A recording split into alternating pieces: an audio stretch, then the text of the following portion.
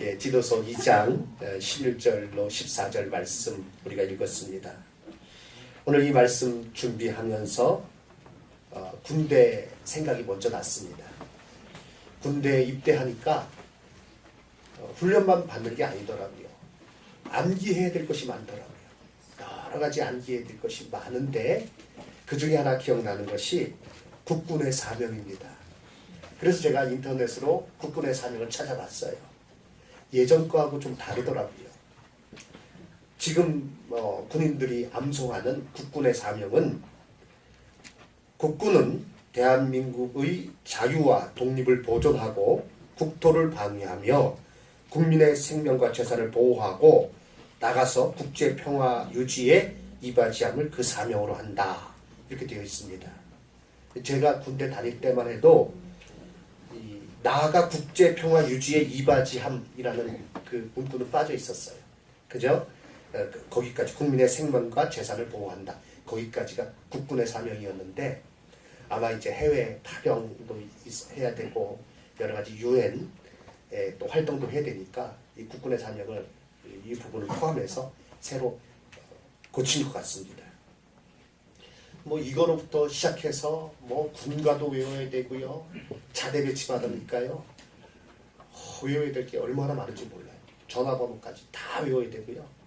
그리고 직속상관 관등성명 해서 사실은 대통령에서부터 이렇게 부대장까지만 외우면 되는데 이 병들한테는요. 그 부대장까지 외우는 게 아니라 그 밑에 자기한테 그 바로 한 달 고참까지 다 외워야 돼요. 뭐 대통령 뭐 누구누구로부터 시작해서 쭉 나온 다음에 뭐 국방부 장관 뭐 그다음에 참모총장 뭐 저는 공군이니까 공군의 참모총장 뭐 그리고 쭉 나와서 부대장은 물론이려니와 뭐 그 제가 속해 있는 그 대대에 중대의 모든 사람까지 다 외워야 되더라고요. 그래서 뭐 병장 뭐 누구누구 뭐 기수대로 쫙 외우는데 그 정말 A4 용지로요 뾰족하게 써 있어요. 외워야 될 게. 그걸 주면서요 이틀 만에 다 외우려는 거예요. 시간을 주고 외우라고 그러면 괜찮을 텐데 뭐 끌고 다니는 대로 다 끌고 다녀요. 그러면서 하여튼 내 이틀 후에 시험 보겠다는 거예요. 이틀 후에 정말 테스트를 하더라고요. 막 부지런히 외웠습니다. 화장실 가서 외우고 막. 근데 다 못 외우고 있어요. 어느 정도 외워가지고요. 이렇게 쭉 외우다가 중간에 딱 막히고 좀 버벅거리니까요. 바로 막, 조인트라고 그러죠. 군홧발로 막 빡 올라오고 그러면서 하여튼 이거 그 긴 내용을 2분 안에 달달달달 외워야 된다는 거예요.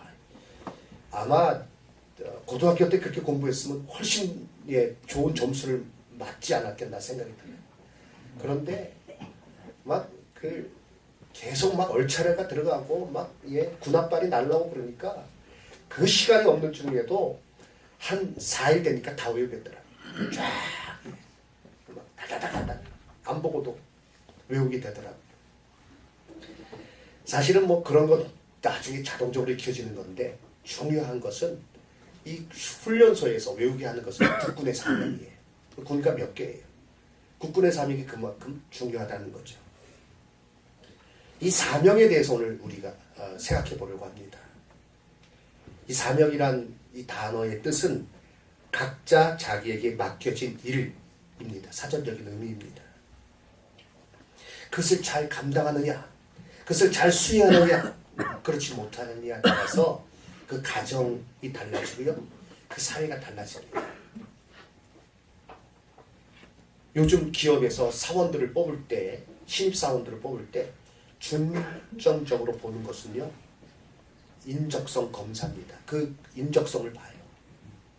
실력을 가진 사람들 뽑지만 그러나 실력 가지고 있는 사람들 상위 순서대로 뽑아놨더니 문제가 많은 거예요. 그래서 실력뿐만 아니라 정말 더 중요한 것이 인적성이다. 그 사람의 성품이다. 그래서 그걸 봅니다. 왜냐하면 아주 똑똑한 사람 뽑아놨더니 자기가 해야 될 일이 무엇인지 모르고 자기에게 맡겨진 일이 무엇인지 모르고 엉뚱한 일을 하는 사람들이 있기 때문에 그렇습니다. 성경에 이 부분에 대해서 이미 우리에게 교훈을 주고 있죠. 예수님께서 비유의 말씀을 많이 해주셨는데 그 중에 상당한 부분이 청지기에 관한 비유입니다. 이 청지기에 관한 비유는 모두 다 충실하게 그 사명을 감당하는 그 부분에 교훈을 주시기 위해서 우리에게 말씀해 주신 것입니다. 오늘 디도서 2장의 이 말씀을 통해서 우리 자신을 한번 살펴봐야 되겠습니다. 나의 모습은 어떠합니까? 나는 하나님 앞에서 또 사람들 앞에서 그 사명을 감당하는 충성된 자입니까? 아니면 그렇지 않은 그런 사람입니까? 오늘 본문의 말씀 통해서 먼저 우리에게 가르쳐주는 것은 하나님의 은혜가 너에게 있다 하는 것을 가르쳐주고 있습니다. 한번 따라해 주시기 바랍니다. 하나님의 은혜가 나타나. 아멘. 11절 말씀, 모든 사람에게 구원을 주시는 하나님의 은혜가 나타나 우리를 양육하시되 경건하지 않은 것과 이 세상 정업을 다 버리고 신중함과 의로움과 경건함으로 이 세상에 살게 하셨다. 그래서 복스러운 소망, 또 우리 구주 예수 그리스도의 영광이 나타나심을 기다리는 그런 자가 되게 해주셨다라고 말씀하고 있습니다. 우리가 사명을 얘기하기 이전에 먼저 우리 마음속에, 우리의 심령 속에 우리가 깨달아야 될 것은 하나님의 은혜가 우리에게 임하여 있다는 이 놀라운 사실입니다. 하나님의 우리 은혜가 나타나 우리를 양육하셨다. 이 말은 생명을 주시고 또 기르신다는 그런 의미인 것입니다. 우리에게 생명을 주신 분이 누구십니까? 바로 하나님께서 우리에게 새로운 생명을 예수 그리스도를 통하여 우리에게 주셨습니다. 그리고 우리를 그 가운데 기르신다라고 말씀하고 있습니다. 어떤 모습으로 기르시는가? 소망과 영광, 이 두 단어가 키포인트입니다. 소망 가운데 살게 하셨고 영광을 바라보며 살아가는 자가 되게 해주셨다는 것입니다. 세상의 더러움을 버리고 의와 경건함으로 살며 복스러운 소망, 곧 그리스도의 영광을 바라보며 살아가도록 우리를 기르신다, 양육하신다 말씀하고 있습니다. 그렇습니다. 우리 모두는 하나님의 은혜로 죄 가운데 멸망하는 하루살이의 인생이 아니라 영원한 소망과 영광으로 살아가는 복된 인생이 된 것입니다. 이것이 바로 우리에게 임한 하나님의 은혜인 것입니다. 가치 없는 삶, 멸망에 빠져서 그 가운데 망할 수밖에 없는 삶이 아니라 근본적으로 변화시켜서 참 소망과 하나님의 영광을 바라보며 살아가는 복된 가치 있는 정말 소중한 삶을 우리에게 허락해 주셨다는 것입니다. 무엇으로요? 하나님의 은혜로요. 새롭고 복된 삶을 살아가는 인생이 된 것은 전적으로 하나님의 은혜인 줄로 믿습니다. 말씀 준비하면서 찬양이 생각났습니다. 그래서 이 찬양을 들으면서 계속 말씀을 준비했는데요. 은혜로다 라고 하는 찬양입니다. 잠깐 한번 그 찬양을 같이 듣도록 하겠습니다. 가사를 잘 생각하시면서 이 찬양을 들으시기 바랍니다. 시작된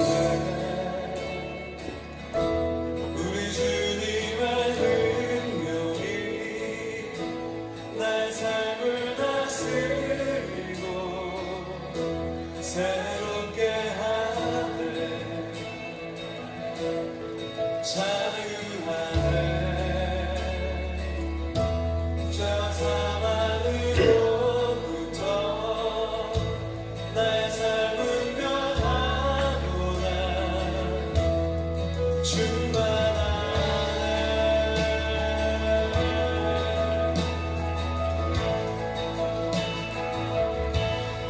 시작된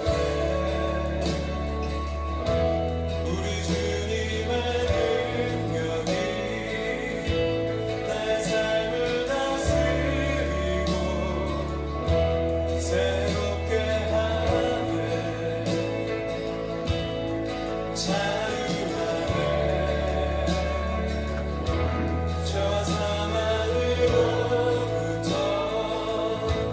나의 삶은 변하구나 충만하네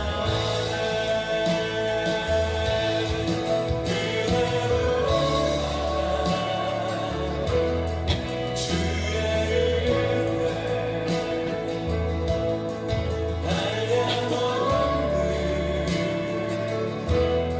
주의 은혜 한량없는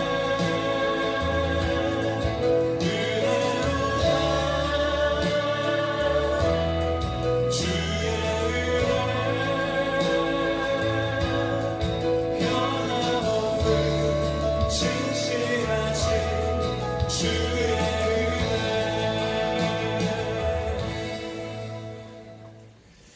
예, 시작된데 어떤 삶이 시작됐다고요? 죄와 사망으로부터 벗어나서 주의 은혜 가운데 자유와 기쁨과 영광과 소망의 삶을 우리가 살아가는 자가 됐다는 것입니다. 그것이 바로 무엇 때문에 이루어졌습니까? 하나님의 은혜로 이루어졌다는 것입니다. 그래서 은혜로다, 주의 은혜, 한량없는 주의 은혜. 사랑하는 성도 여러분, 우리가 늘 듣는 말이라고 그냥 신성하게 듣지 마시기 바랍니다.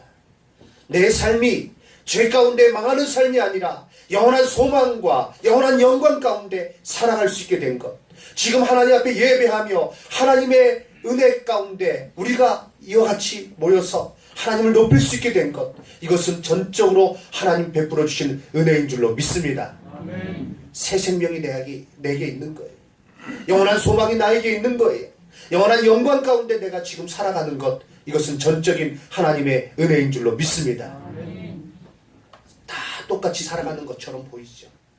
하루 세끼 밥 먹고 저녁에 잠들고 다 똑같이 살아가는 것 같지만, 그러나 하나님의 은혜 가운데 구원받아서 영원한 소망과 영광 가운데 살아가는 삶과 하나님을 알지 못하고 죄 가운데 멸망하는 삶은 너무나도 다른 것입니다. 너무나도 다른 두 길이에요.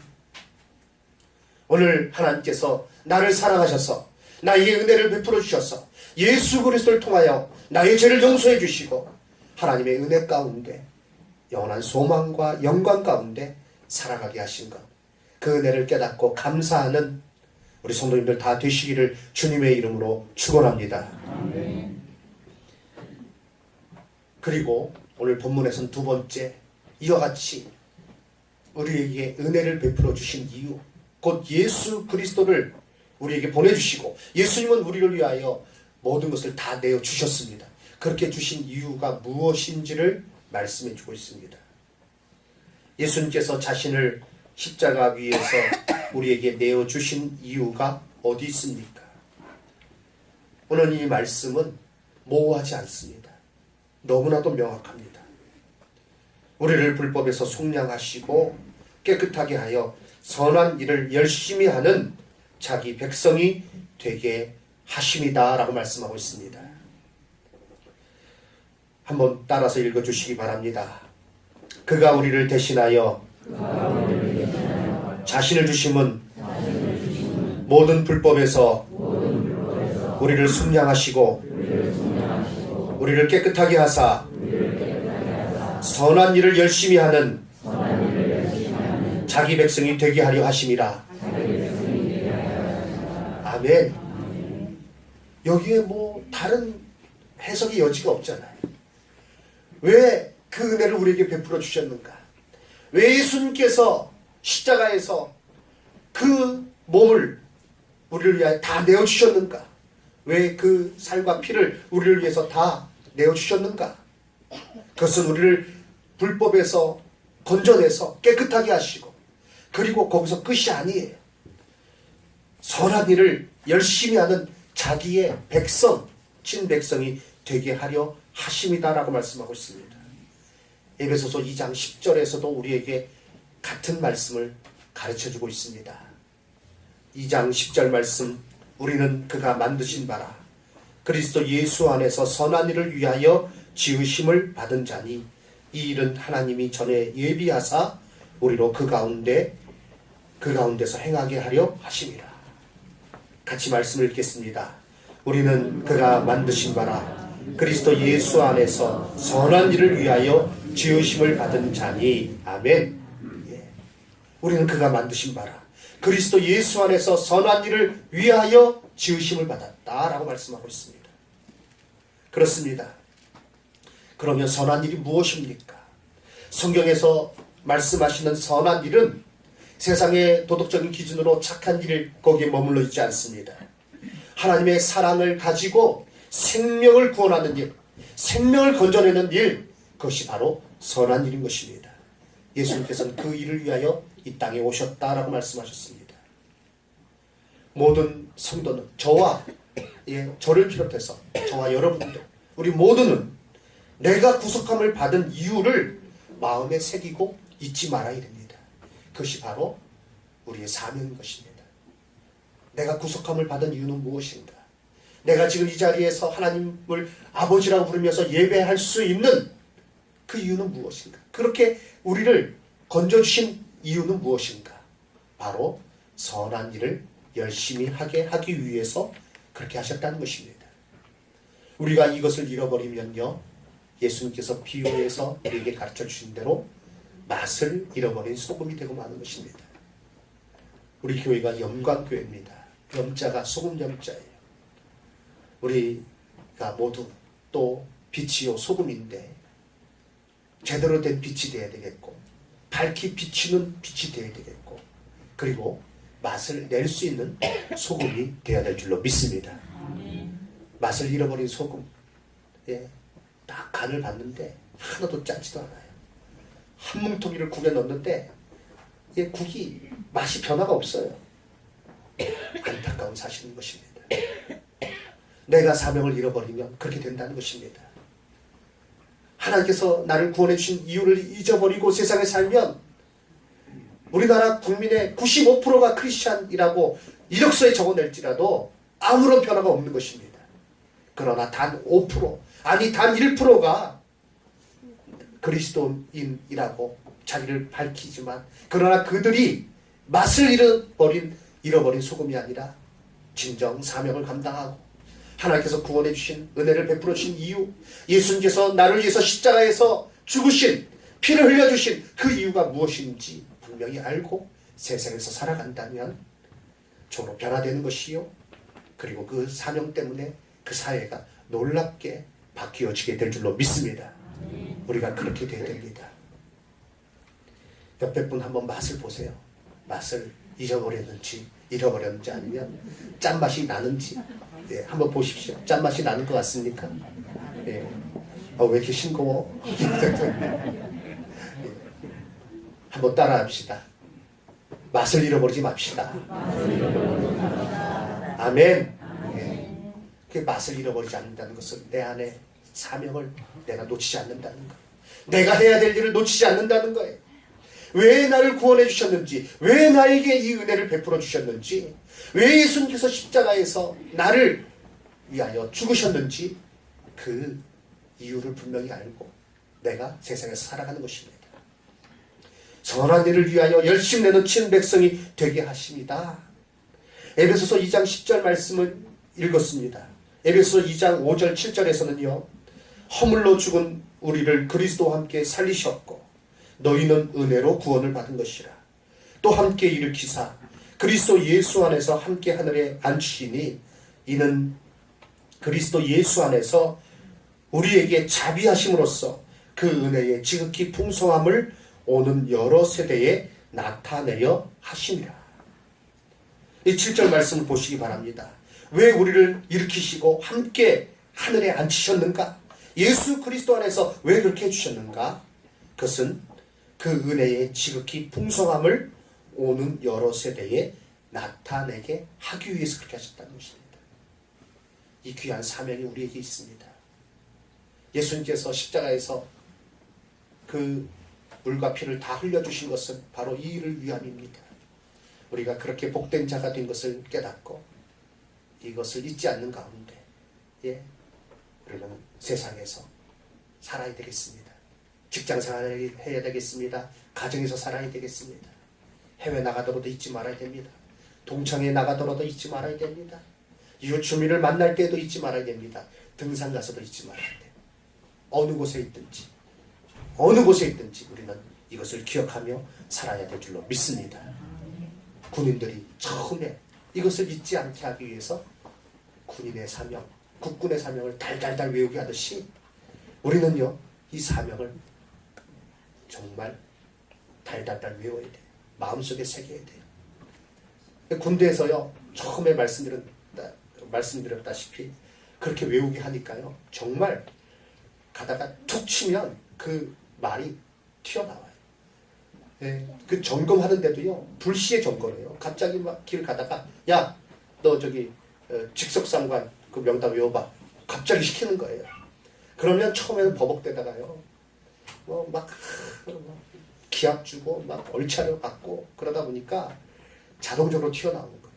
나중에는요, 2분 안에 외우라고 했는데 1분 안에 다 외우게 되더라고요. 쫙 외우게 되더라고요. 이제 찬이가 내일 군대 입대합니다. 이제 가서 국군의 사명 외울 거예요. 오늘 내가 이거 줄 테니까 미리 외워. 군대 생활 편하게 할 수 있어요. 그러나 자대 배치 받아서 직속상관 내가 모르겠어요. 그건 본인이 알아서 외워야 되고, 예전 같지는 않다 그러더라고요. 예. 어쨌든 중요한 것은 우리가 해야 될 일, 맡은 바 일을 아는 것입니다. 이제 마지막으로 말씀드리고자 하는 것은 오늘 이 말씀에 대해서 그 선한 일을 하는데 어떻게 해야 되는지 우리에게 가르쳐주고 있습니다. 선한 일을 열심히 하는 친백성이 되게 하십니다 라고 말씀하고 있습니다. 오늘 우리에게 주시는 권면 중 하나는 이 선한 일을 열심히 하라는 것입니다. 열심히 한다는 것은 무엇입니까? 열정적으로 할 뿐 아니라 그 일을 지속적으로 하는 것을 가르쳐주고 있는 것입니다. 열심히 한다는 것은 그것입니다. 열정을 가지고 한다. 그것만으로는 부족해요. 그것이 지속돼야 된다는 것입니다. 열정을 가지고 하다가 다음 날은 나 못해, 나가 떨어지고 그러면 열심히 하는 것이 아니죠. 선한 일을 열심히 한다는 것은 그 일에 대해서 열정을 품는 것을 말하고 있습니다. 그리고 열정을 품을 뿐 아니라 그것이 계속 지속됨을 우리에게 말씀해 주고 있는 것입니다. 로마서 12장 11절에도 우리에게 권면해 주고 있습니다. 같이 말씀을 읽겠습니다. 부지런하여 게으르지 말고 열심을 품고 주를 섬기라. 부지런하여 게으르지 말고 열심을 품고 주를 섬기라. 이 말씀은 제게 특별한 의미가 있는 것이 아버님께서 이 말씀을 자주 말씀해 주셨어요. 암송하시는 아주 자주 말씀하시는 구절 중에 하나였어요. 부지런하여 게으르지 말고 열심을 품고 주를 섬기라. 그런데 우리는 어떠합니까? 하나님에 얼마나 열정이 있습니까? 선한 일을 위하여 우리는 얼마나 열심을 내고 있습니까? 다른 일에는 열심을 내는데 쇼핑하고 여행 다니고 뭐 맛있는 것 찾으러 그 먹으러 다니고 요즘요 TV에 맛집 프로그램 많죠. 그 맛집 프로그램 한번 나오면요 대박을 친다 그러더라고요. 그 우리가 알고 있는 여기 가까운 그 매포에 있는 그 탕수집도요. 그 뭐 그 모씨가 다녀가고 난 후에 사람이 얼마나 많은지 뭐 거기 사람들이 막 매우 터지고 그리고 다른 지역도 마찬가지라는 거예요. 제가 얘기 들으니까요 어느 분이 실제로 제가 인터넷에 그 기사를 읽었어요. 저쪽 그 경남 쪽에 무슨 그 시장에 국밥집이 나갔대. 맛집 이제 프로그램에 여러 가지 그 맛집 프로그램은 아니고 그냥 뭐 시골 이렇게 모습을 보여주는 그 TV 프로그램에 저 경남 어디에 그 국밥집이 나왔대요.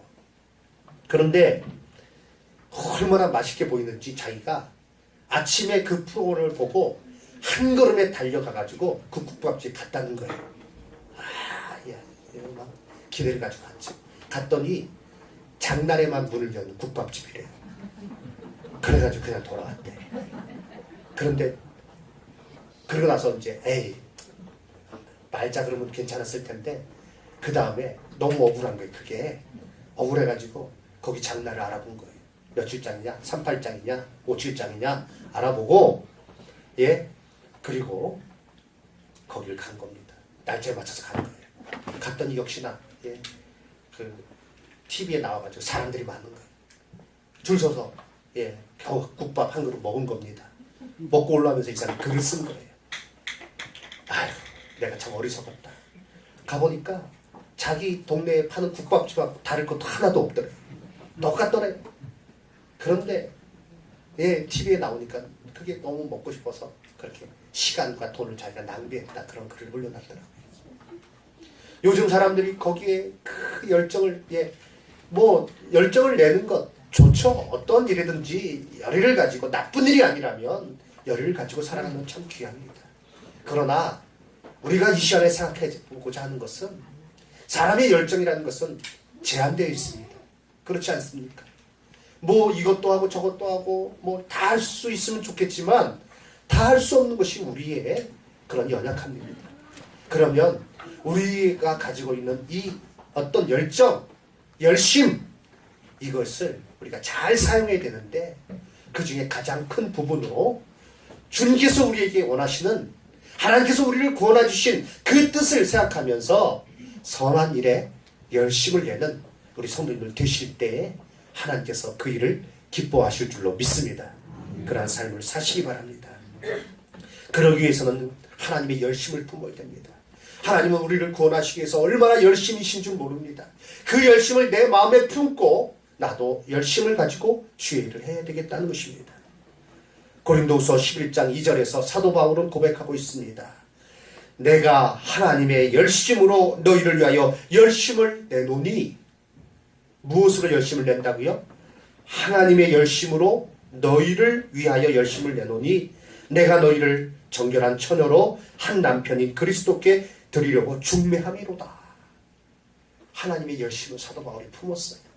그 사랑을 그가 품었어요.